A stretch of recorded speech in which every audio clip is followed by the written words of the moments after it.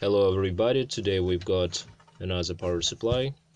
I've repaired this brand before, you can check it in my previous videos. This time it's 1050 watts, never was opened.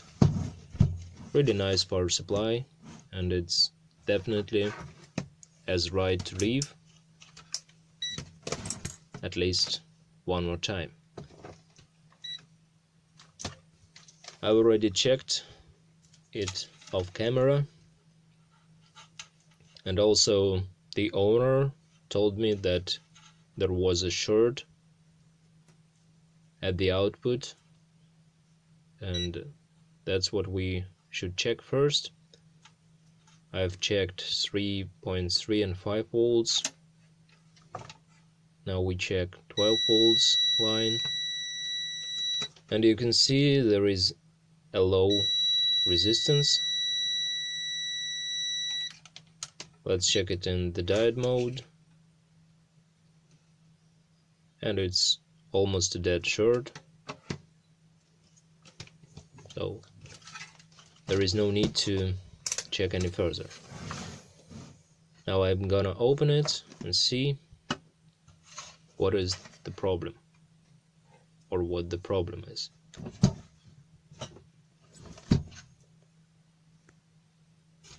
The screws are removed. Let's open.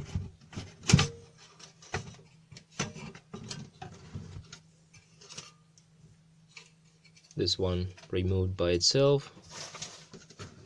The power supply is really clean inside compared to other power supplies I have in my repair. Everything looks good so far.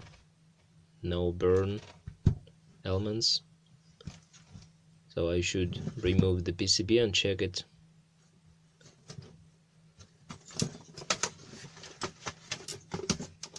That's the PCB. We are gonna turn it upside down somehow.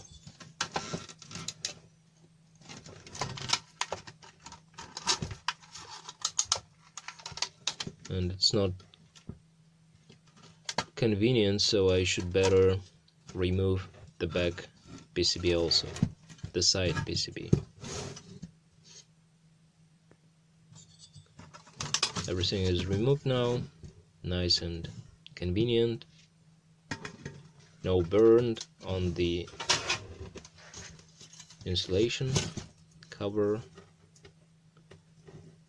Capacitors look fine. There is not obvious stuff so far.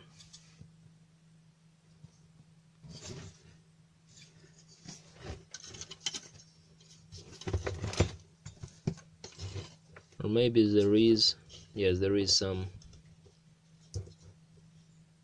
discoloration on this transistor, on the soldering.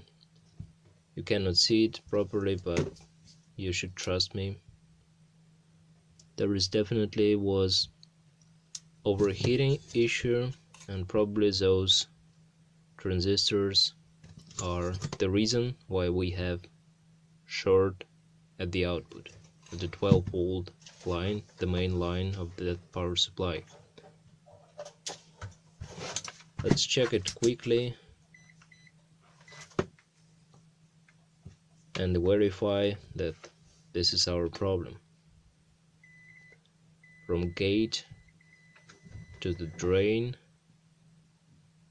to the source, gate source, and it's low resistance.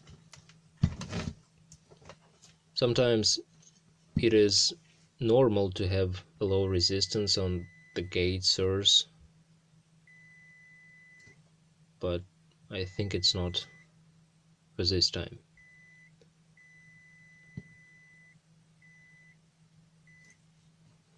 Yeah, definitely one of those, or maybe several transistors are bad, so we should remove the radiator and the transistors and check it more carefully.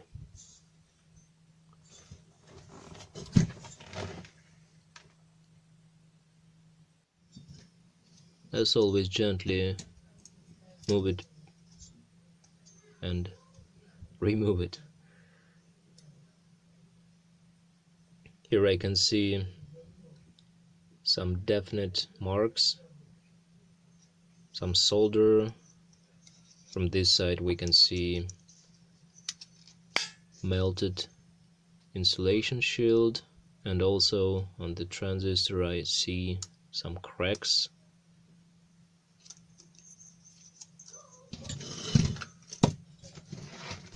Let's check them. By the way, I don't know why, but those transistors are sitting on the same 12 volts line, but 4 transistors on the left are a little bit different from the ones on the right side.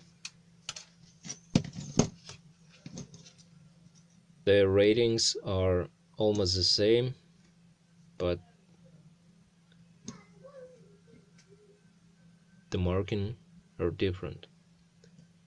Anyway, we see that those are shorted. We should remove them and replace. By the way, you can see there is some solder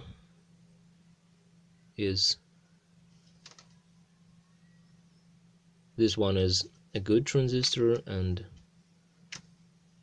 this one is shiny. By the way, I prefer to use used ones.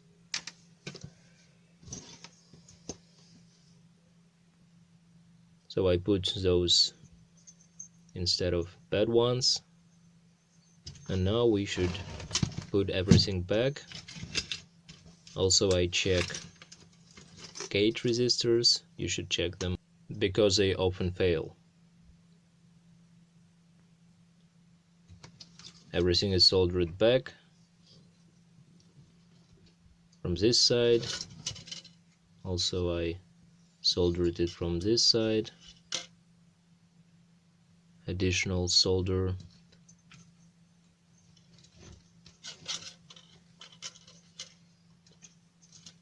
This one is still warm, but I think we can check it anyway, with no load at first.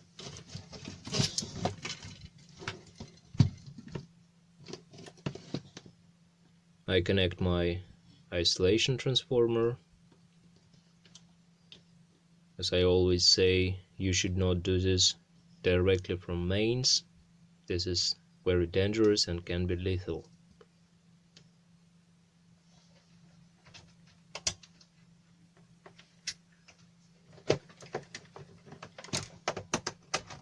Okay, let's get the tester.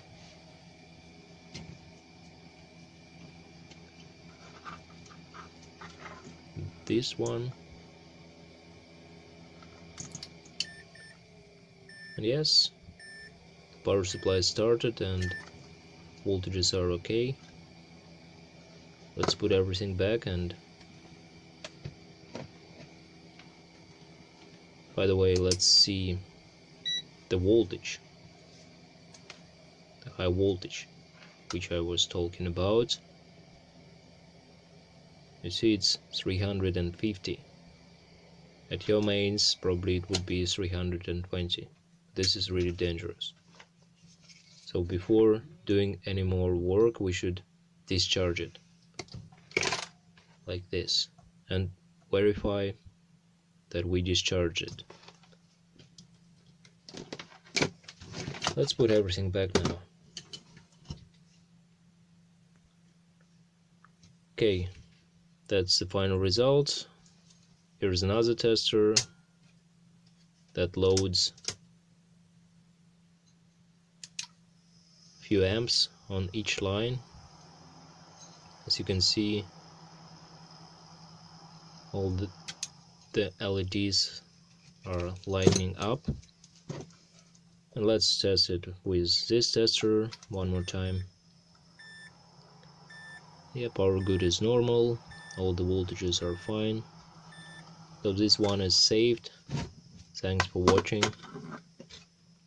Give it a like please, and see you next time. Bye.